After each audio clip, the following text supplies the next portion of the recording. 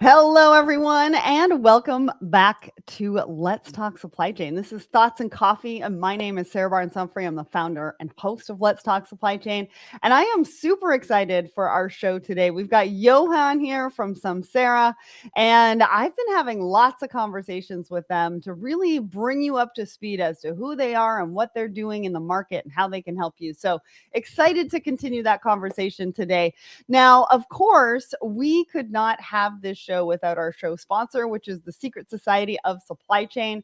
That is our free membership group. So go and check that out, secretsocietyofsupplychain.com. I want to give a shout out to some of our newest members. Welcome to our community. It's Josh, Toole, Trevor, Taylor, Hugh, Curtis, Josh Esborn, and Paula Brandy. Thanks so much for joining us. Now, if you join us this week, we will give you a shout out on the show. Not next week, but the week after, because I'm going to be at TPM next Tuesday. So you're going to have to stay tuned. We're going to play one of our past episodes. But now it's time to talk about what's happening at Let's Talk Supply Chain. So we've got a couple of brand new episodes for you. Now we've got episode 524. Now, this is with Kieran from Samsara, and we're talking about increase the safety, efficiency, and sustainability of your operations. Now, go and check out that episode. It is jam-packed with insights and advice and more about how you can increase the safety, efficiency, and sustainability of your operations. Wherever you listen or watch the show, of course, over on our YouTube, and it's episode 524. And now we've got episode 525 as well. Now, this is with Paula Natoli from Google Cloud, and she's talking about how to activate your supply chain's data. What does that mean for you? How can you do it? Lots of advice, lots of insights into this. And actually, you're going to see Paula and I together very, very soon in a number of different ways, because we've got a bit of announcement that's coming up at the end of this month, early next month. So stay tuned, because I can't wait to share that with you. And of course, we've got our live shows happening. Now, Eric Johnson is going to be with me at TPM next week. He's also going to be on TPM today, this Friday at 10 a.m. Eastern. Click the attend button, even if you can't attend live, and we will send you the recording. And it's called The Annual Freight Contract is Dying. Are you ready for what's next? And I'm pretty sure most of us might not be. So I'm definitely clicking that attend button to watch that show. And I hope that you're going to join me. Next, where are we going to be, in person or some virtually? Again, TPM is happening March 1st through March 4th. Now, I'm going to be hosting their pickleball tournament that's happening this Sunday. And then I'm also going to be hosting TPM live from the show floor to provide you with all of the insights that are happening at TPM this year. Then, of course, we've got an upcoming webinar with Supply Chain Brain and Oliver White. We're going to be talking about driving strategy execution to the next level. That one is April 8th at 2 p.m. Eastern. That one you need to go and register. So click the link in the comments and go and register for that one. We're also going to be at Modex. If your company is going to be at Modex and you have a booth, make sure that you reach out, because we're going to be recording some podcasts on site, and we would love to create some buzz just like we did at Manifest in your booth. So reach out. That's in Atlanta, April 13th through 16th. And then we're also going to be at Breakbulk and Project Cargo in New Orleans, April 20th through 22nd. And of course, we've got the National Supply Chain Day event. This is also happening in Atlanta, April 29th. And we'd love to see all of you beautiful people there. We're going to have just a night of celebration for everyone in supply chain. And then, of course, we're going to be at Home Delivery World, May 20th through 21st in Nashville. We are also recording podcasts on site here. So make sure to reach out to us there as well. Now, an exciting announcement. We're going to be launching Let's Talk Supply Chain Europe in September, and we are accepting applications for hosts. So if you or anybody that you know could be a great host for Let's Talk Supply Chain Europe, or wants to be, please make sure that you click the link in the comments and apply, because we would love to see you there and see what we can do together and how we can collaborate. Last but not least, we have a new blended episode. This is about diverse voices on industry stages.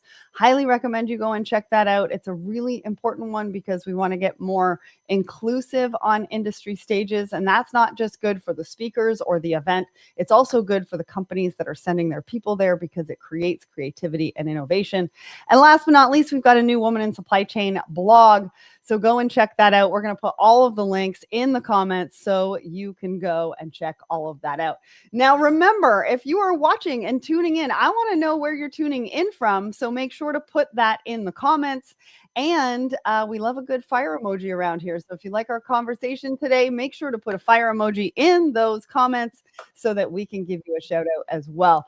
Welcome to the show, Johan. Thanks so much, Sarah. Great to be here with you.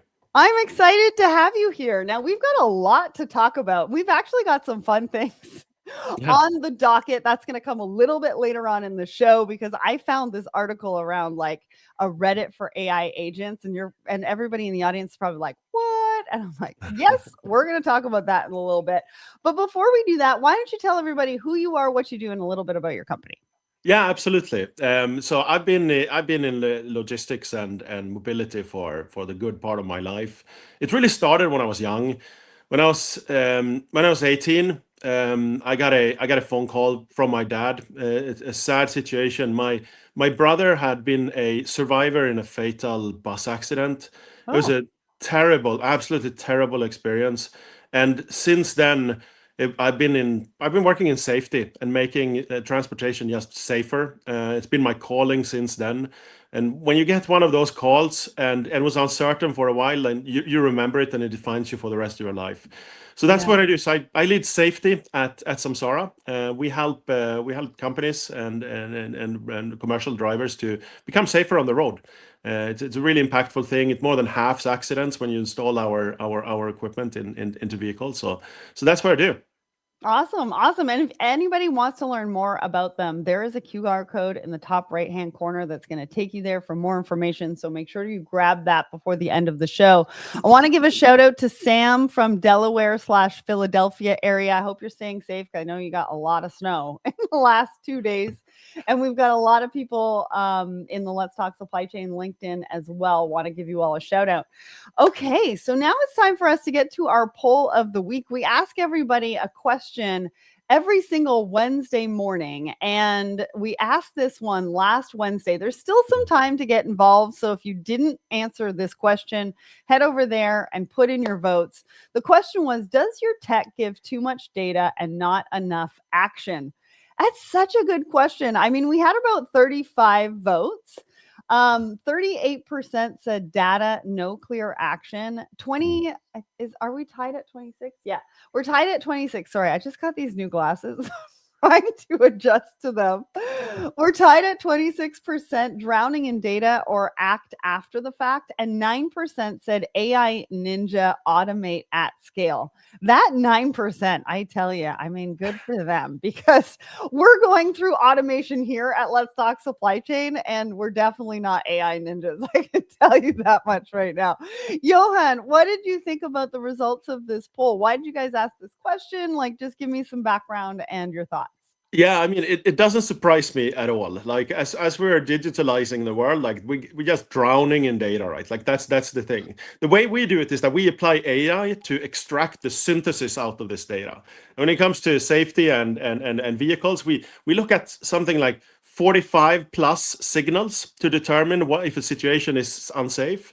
If you take a customer, one of our customers, Primoris, they have more than 10,000 vehicles. Imagine that you got 10,000 vehicles and 45 signals that are coming in real time. It's very much to sift through. So the only way to do it is AI. So we take that and then we synthesize it so that the action sits right there. That's how we do it, and that's, I guess, one path of becoming like a little bit more of an AI ninja then.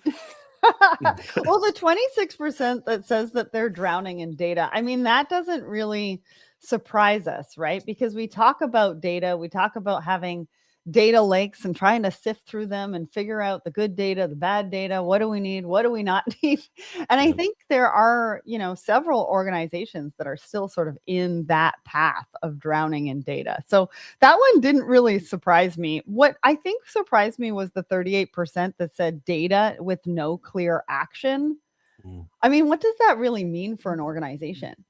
Yeah, that's true. Like, I think we've lived for a long time in a world where we generate reports and tables of a lot of data, and you need to kind of analyze it. And I think we're moving away from that now. Like, we're going away from that time where we're driving the data, and instead extracting truly actionable insights out of it. That's the way to go. Well, and we kind of have to, right? I Yeah. don't think there's any ifs anymore. It's really that we have to move forward with that. So Yeah. I appreciate that. Now, I want to give a shout out to Shelly, who is joining us from Odessa, Florida, on my personal LinkedIn. Thanks so much for joining us. Now, remember, we love good fire emojis. So if you like this, fire emojis in the comments. Now's the time where we usually do a bit of a market update. Like, you're talking to a lot of customers, you're talking to a lot of people in the industry. What are people saying? What are they thinking about? I mean, I'm going to address tariffs in just a minute because that's kind of like the number one thing everybody's talking about this week. But in your world, what's sort of keeping everybody up at night? Yeah, I think there's a lot of potential now with everything that is changing when it comes to, in particular, technology and AI. And I think people are reacting to that in different ways. There's a little bit of angst, there's a lot of lean in, and there are those that are seeing just tremendous impact from it. And so that's certainly one major discussion that I'm continuously having. And the types of trends that I'm seeing there is that people are moving from being very reactive to things to being proactive. And data is certainly a big part of that, and analyzing it and coming to conclusions, but also like using agents, AI agents to take actions. So you take the data, you analyze it, and then you automatically have agents taking actions on your behalf. And that can be calling to check in with a driver that might be a little bit drowsy, or it could be to triage different situations to truly come to what is the most important. So agents doing this type of work to augment humans and make us go even further. That's a big trend that I'm seeing. Yeah, absolutely. Now, I want to address the sort of the big elephant in the room, and that's around what just came down this past week around the tariff ruling and what it means for supply chains. Now, we don't have enough time on this show to get into that, but we did share a newsletter just a couple of days ago. We're going to put that link in the comments to talks about what it means for you. I was talking to somebody yesterday that said that a lot of this is going to take at least about 8 weeks for us to get anywhere close to really understanding, when refunds could be available, et cetera, and how they're going to be passed down. One of the things that they did say yesterday was that you need to make sure all of your customs entries are very well done and there are no mistakes, because what's going to happen is they're going to look for anything that could be a potential mistake on your customs entries. So just make sure all of your entries have been done properly, especially if you're going to be asking for a refund and things like that. But this is going to be a very, very slow process. And so we need to pack our patience as supply chain professionals. I think we're kind of used to that. But even better, we're going to be hearing even more about this at TPM next week, and we're going to have even more of a path forward and more information. I know they've got Janet Yellen there for their keynote, and of course they have their own S&P economic outlook that they're going to be sharing as well, and this is definitely going to be a part of it. So I just wanted to let everybody know we've got you covered. Go and check that newsletter. Big topic this week, so go and check it out. But I think information is still coming out, right, Johan? Everybody is just sort of like, what does this mean and how do we move forward? Yeah, indeed. Yeah, there's a lot changing. All right, so let's get to our first article. Now, this is an article about the airline industry, and this affects everybody. And one of the reasons why I say that is because the demand for airlines and the demand for passenger traffic has actually gone up 9.3% since pre-pandemic levels. I mean, that's huge because people were flying a lot pre-pandemic, and now they're flying almost 10% more, which is crazy. But one of the things that this article talks about, and I think, Johan, you're going to be talking about the safety aspect of this Mhm. too, right? Because you really deal in safety and what that means. But they're using older planes. And one of the reasons for that is that the demand for air travel, because it has increased so much, the parts and the raw materials and getting those in the hands of the manufacturers to be able to create new airplanes and new inventory has actually gone up to 12 to 18 months. Even though they've ramped up production, they just can't get on top of the demand. And so what they're saying in this particular article, and I think there's going to be a sigh of relief everywhere, is that it's not a supply chain issue. It's a demand issue. And I think that that's probably the first time ever that we're not blaming supply chain professionals. But anyways, Johan, what did you think of this particular article? And talk to us about your thoughts. Yeah, no, absolutely. No, it's I mean, supply chain is so important, and we have I have the benefit of working with both airlines and ground services, so I've seen some of this fairly closely. We work with a company called Swissport. They service around 62 airports, and they run the equipment on the tarmac. And I was out in San Francisco just a few weeks ago and working with them on that. And let me tell you, it is chaos on that tarmac. There's so many vehicles driving around in all kinds of directions. It's organized chaos, but they are making wonderful efforts to ensure that our planes leave on time. And one thing there is that they do bump into each other also on the tarmac. They bump into planes. They pull the planes in the wrong ways, and those lead sometimes to some of the delays. But that's what we're working with. So also there, we've installed cameras to ensure that they stay safe and they are aware of what's happening, etc.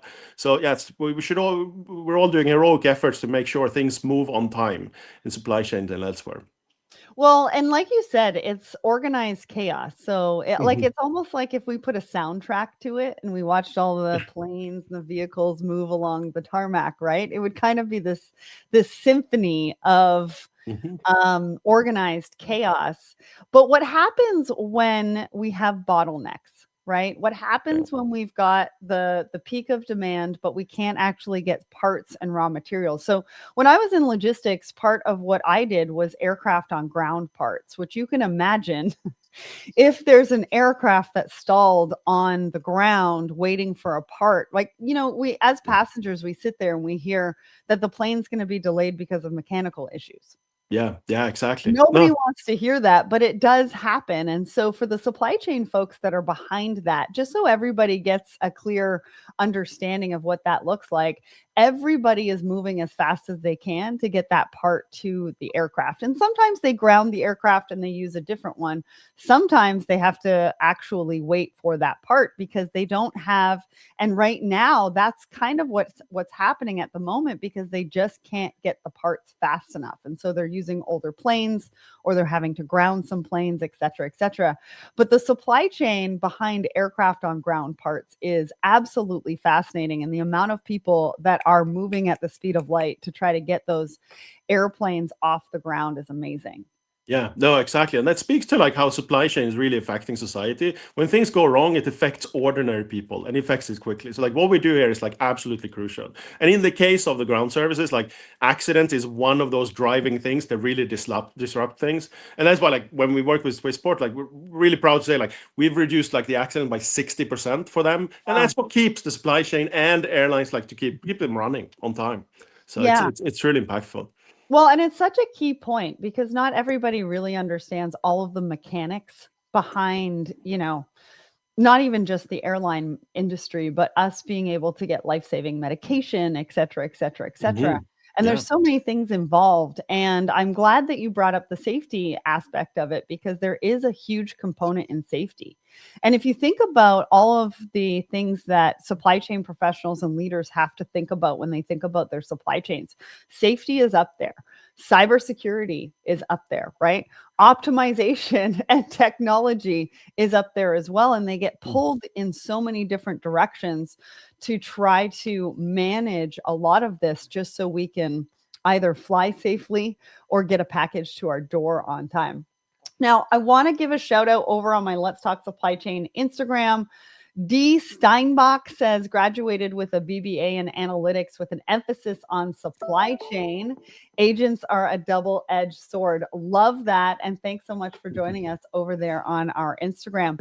So let's get to our second article. Now, we originally had a Harvard Business Review article. I did change it to the Georgia Tech one only because, but we're going to be talking about that Harvard Business Review article, and we'll put both of those in the comments so that you can go and check those out.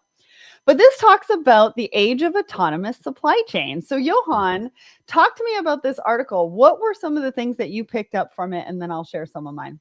Yeah, I mean, just autonomy and just having AI take actions is like a really, really impactful thing, and it's like at the backbone of what we do and how we do things.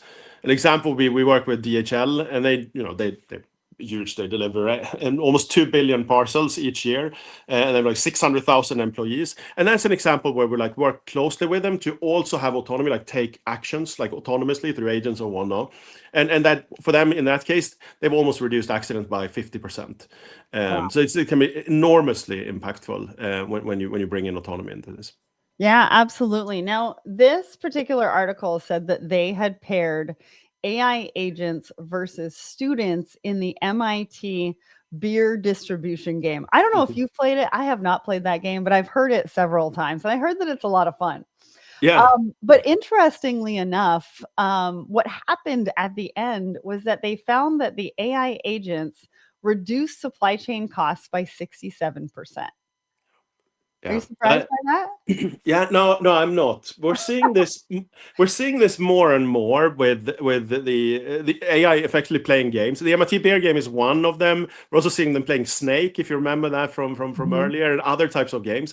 And they've played even games like more sophisticated, like StarCraft or Go, or of course chess. So we see this continuously, and we are at the forefront of that. And what we do is that we help companies tap into this technology. So one example would be Mohawk Industries, and they travel more than 1 million miles every week. And together with them, we've saved almost $8 million by deploying these types of things. So it's about bringing the power of AI and working with people to really make an impact. That's a lot of money on the table. Yeah, it's idling and of course also safety, but it's like planned versus actual routes is a big portion of that, and that's the kind of game that we're talking about here. It's not Mm. exactly the same, but it's the same type of application of AI. Yeah, absolutely. I just want to address Jerome or Jerry asking about the Reuters article. It should be in the comments right now. If not, it is coming, I promise. So stay tuned in the comments for the link to that particular article. Now, some other things that really hit home for me on this article, and one of the things that I want to share. And by the way, we're getting a bunch of fire emojis, and I love that. Thank you so much for that, because it means that you're loving the conversation. And Sam's doing a great job over on my personal LinkedIn. She said she drowned in data last week and it collapsed her first code. So people are experimenting with things, especially in supply chain, to see where they can take it and what that means for them. But going back to this article, what they talked about, the success factors actually were selecting capable reasoning models, implementing guardrails, data through orchestration, and refining prompts. What do you think about those 4 key success factors when we're thinking about AI and AI agents? Yeah. Oh, that's great. And that's quite deep as well. So reasoning is one of the things that these models are particularly good at. Like, so you take a lot of data, and when we say a lot of data, it can be tens of millions of words. So that's that many books, hundreds of books amount of data, and then it reasons across this data, like sees different things and extract what is truly the insights, and it does that in a very rich way. It becomes very impactful, and it spots patterns that you typically can't see. So it doesn't surprise me at all that this is the way they apply it, and then it's also similar to how we do it with LLM. Like it's the type of things that people use in their everyday life now, like ChatGPT, but we do it through APIs and in a very scaled fashion. Yeah, and one of the other things, it said that professionals and leaders can then focus more on strategic priorities like network design Mhm. and supplier relationships. And Yeah. I go back to our last article about the demand going up and and the suppliers within that industry really trying to catch up with the demand. And that is also going to come down to supplier relationships. And so you really need your people to be able to have the time to foster those Yeah. relationships, because this is a human and people business.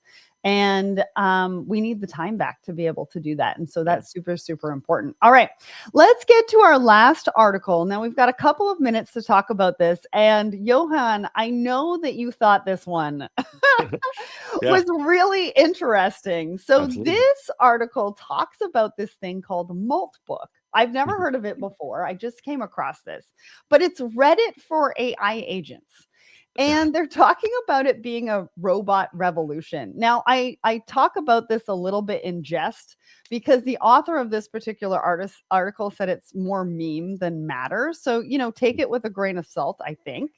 But one of the things that was interesting is that they had a whole thread on shipping with Yeah. the AI agents, which I thought was fascinating. Johan, what do you think about this?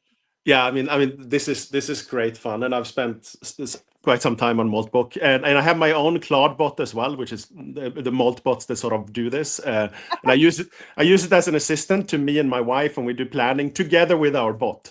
But Wow.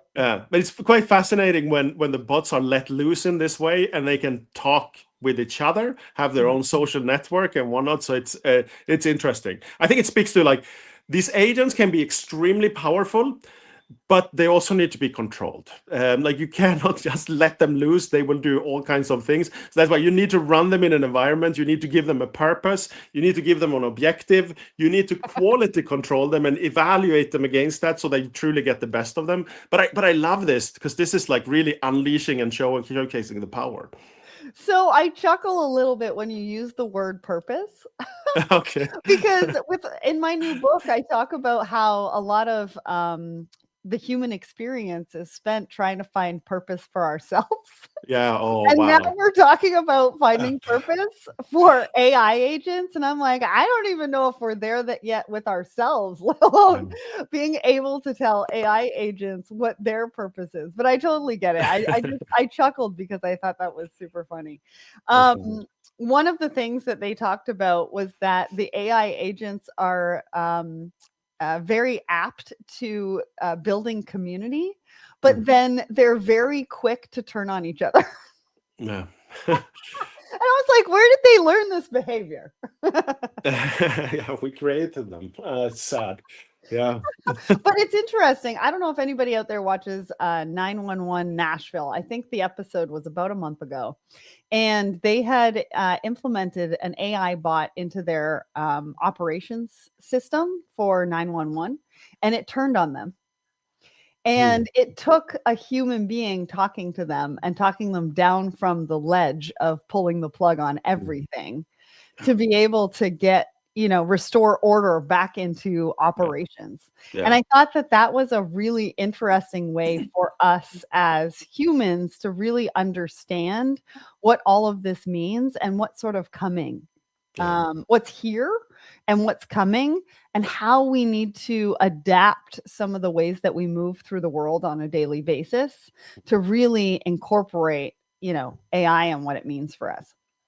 Yeah, no, absolutely. And the way we do it is that we try to have a human in the loop. So we try to have the agents sift through data, come up with ideas and synthesis, but then we present that for human for review to ensure that we take the right actions, etc. It's like and using humans in humans together with agents in the right combination is probably the right way to go, and that's how we are doing it to ensure this, ensure also like safety when it comes to agents. Yeah, absolutely. But also, supply chain is a people business too. I don't think Mhm. that's ever Yeah. really going to go away. We really just want to optimize what everybody's doing Yeah. and sort of give them a better way of life, I think. Yeah. That's what we're aiming for, anyways. I want to remind everybody the QR code in the top right hand corner is more information about Samsara. So please click that. Go ahead and take a look at that information. Now, Johan, where can everybody connect with you? I know it's over on LinkedIn. You've got a fun title. Title over Yeah. on LinkedIn. Yeah, sure. You're referring to like the getting cool shit done kind of thing. Yes. Yeah. That's kind of that's my mantra. I think it's really important. Like it's urgent. It's urgent for me to help our customers, and it's urgent to improve safety. So that's why I want to get stuff done. It's really important.